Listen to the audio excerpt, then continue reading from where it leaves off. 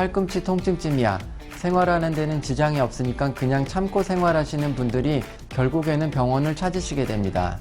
문제는 방치하시고 있는 10%의 환자분들입니다. 환자의 문제가 아니라 의사의 문제이다. 여러분 반갑습니다. 저는 선한목자병원 정형외과 전문의 최지원입니다.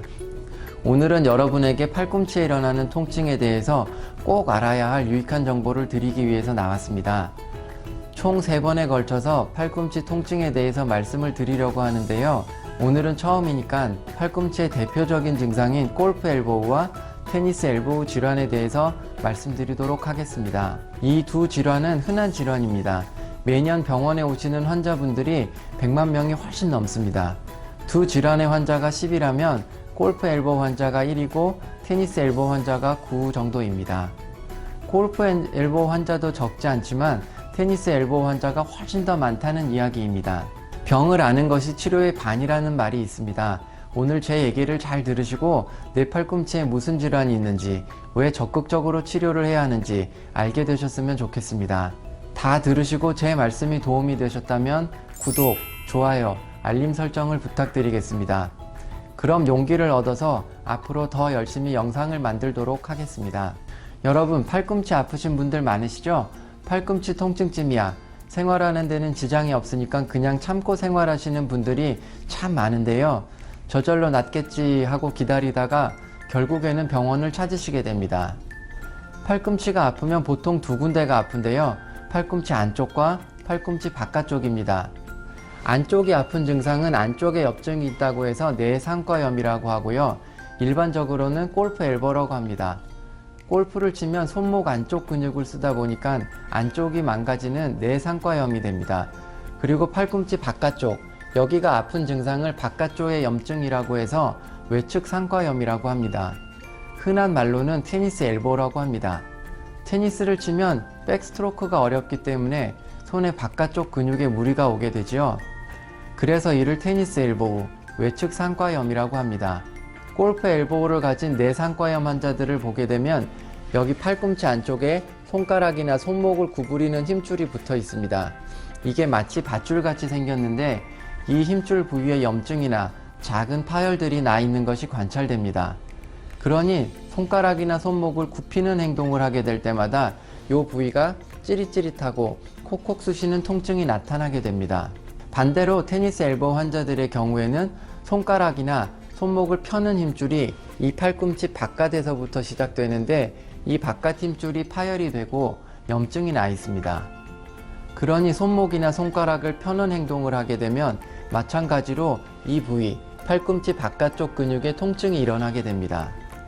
조금 더 중요한 이야기를 해보겠습니다. 팔꿈치의 바깥이나 안쪽 힘줄이 파열되고 염증이 생겼다고 하니까 다친 걸로 생각하기 쉽습니다. 물론 다쳐도 그럴 수도 있습니다. 하지만 근본적으로 이야기를 해드리자면 테니스 엘보우나 골프 엘보우 모두 힘줄에 생긴 퇴행성 변화라고 이해하셔야 합니다.